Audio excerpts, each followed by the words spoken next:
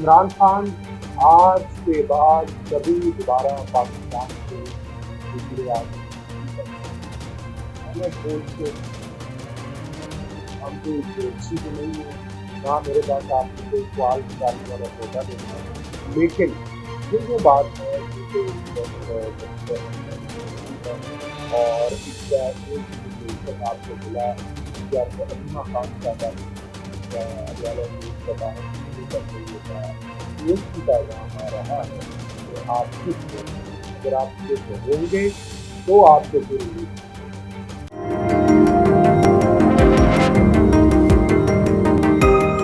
عمران خان آج کے بعد کبھی دوبارہ پاکستان کے وزیر اعظم نہیں بن سکتے۔ بول سے ہم کوئی جوشی تو نہیں ہے، نہ میرے پاس آپ نے کوئی سوال نکالنے والا ہوتا دیتا ہے، لیکن یہ جو بات ہے یہ تو اس وقت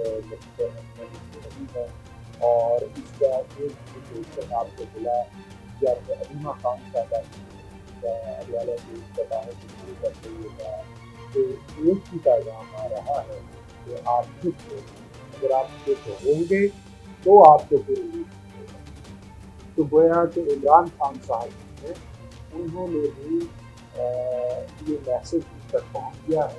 اور علیمہ خان صاحبہ پہنچنے والا میسج آدھا سنا رہی ہے عوام کو اور آدھا نہیں سنا آدھا آپ یہ میسج ٹھیک ہے کہ یہ میسج پہنچا ہے، یہ پیغام پہنچا ہے کہ آپ خود ساتھ لیں ورنہ آپ کو ریلیز نہیں ملے گا، لیکن اس کا جو دوسرا حصہ جو کہ علیمہ خان صاحبہ اس کے بارے میں ہمیں اور آپ کو نہیں بتا رہے وہ یہ ہے کہ عمران خان صاحب نے اس کے اوپر اتفاق، یہی وجہ ہے ہم نے یہ دیکھا کہ جناب علی امین گنڈا پور صاحب وہ وزیر اعظم پاکستان شہباز شریف سے خود ملاقات کے لیے اسلام آباد پہنچ گئے، گزار کے 1980 اس کا زمانہ میں 88 میں 1990 میں اس وقت نواز شریف بطور وزیر اعلیٰ پنجاب کے اور بینظیر بھٹو بطور وزیر اعظم پاکستان پنجاب میں آئے تو ان کا استقبال نہیں کرتے کہ تب کی اسٹیبلشمنٹ ہے یہ استقبال نہ کروا کے پرائم منسٹر کا استقبال نہ کروا کے نواز شریف کو لیڈر بنا دیا بلکہ بنا دیا اور آج کی اسٹیبلشمنٹ میں علی امین گنڈا پور کو اسلام آباد کے پرائم منسٹر کے چرنوں میں حاضر کر کے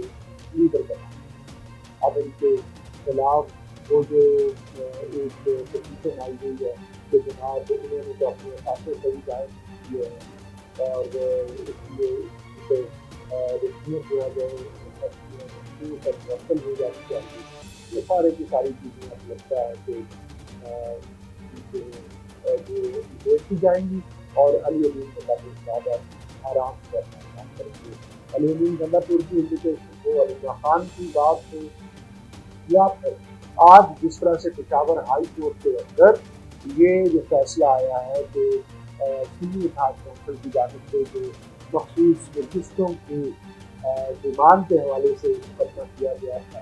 اس کے اوپر فیصلہ آ گیا ہے کہ اس مقدمے کو خارج کر دیا گیا ہے اور پشاور ہائی کورٹ کے بینچ نے سنی اتحاد کونسل کی اس اپیل کو اس آرگومنٹ کو نہیں مانا کہ ان کا حق بنتا ہے کہ ان کے مخصوص آپ کو یقینی طور پر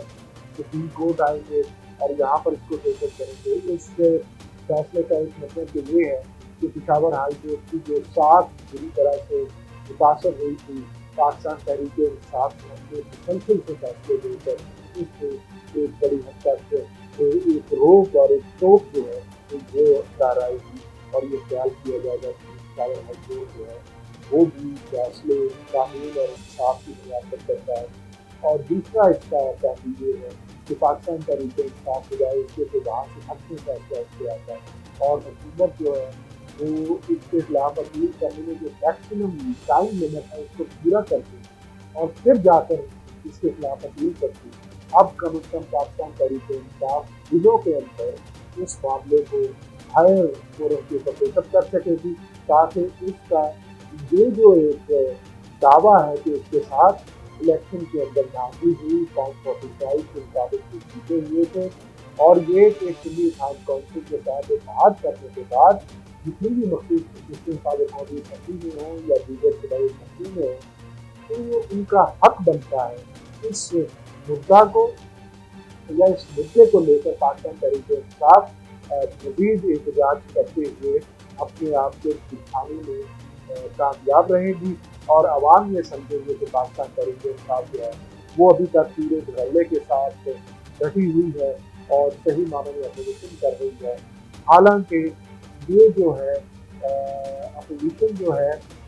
یہ فرینڈلی اپوزیشن میں داخل ہو چکی ہے اور اب اس کا مقصد صرف یہ ہے کہ حکومت جو ہے اس کو اسی طرح سے اپوزیشن میں سب بیٹھ کر سپورٹ کرے جس طرح سے پاکستان پیپلز پارٹی حکومت کے اندر بیٹھ کر اس کو سپورٹ کر رہی ہے. تو یہ ایک عجیب ملغوبہ ہے جو کہ تیار ہو گیا ہے. جمہوری کی جو ٹرانزیشن کا پروسیس 2008 سے اس ملک کے اندر شروع ہوا تھا جس کو اس وقت کے جنرل پرویز مشرف نے آج خود لانچ کیا تھا 2002 سے، وہ اب 20 برسوں بعد اس کی شکل یہ بنی ہے کہ کسی بھی پولیٹیکل پارٹی کے پاس یہ دعویٰ نہیں رہا ہے کہ وہ پاپولر ہے، یا وہ پولیٹیکل پارٹی جو یہ دعویٰ کرتی ہے کہ وہ پاپولر پارٹی ہے تو اس کو یہ بتا دیا گیا ہے کہ جب تک اسٹیبلشمنٹ کی مرضی نہیں ہوئی اپنی پاپولیرٹی کے باوجود وہ اقتدار میں نہیں جا سکتی ہے. اور دوسری جانب عالم یہ ہے کہ جو پارٹی جس کے بارے میں کہا جاتا ہے کہ وہ فارم 47 کے مطابق جیتی ہے لیکن فارم 45 کے مطابق ہار چکی ہے اس کو لے آیا گیا. تو یہ جو ہائیبرڈ پلس مائنس کا نظام ہے یہ اب چلتا ہوا نظر آیا ہے. پاکستان تحریک انصاف کے حوالے سے یہ بتایا جا رہا ہے کہ وہ اسمبلی کے اندر بیٹھ کر ٹریجری بینچوں کو دھمکیاں لگاتی ہیں کہ آپ کو نومبر کے مہینے میں یعنی نومبر 2024 میں پی ٹی آئی سمجھتی ہے کہ وہ اس پوزیشن میں آ جائے گی کہ وہ ڈکٹیٹ کر سکے. تو گویا کہ آپ کے جو مارچ اپریل مئی جون جولائی اگست ستمبر اکتوبر نومبر،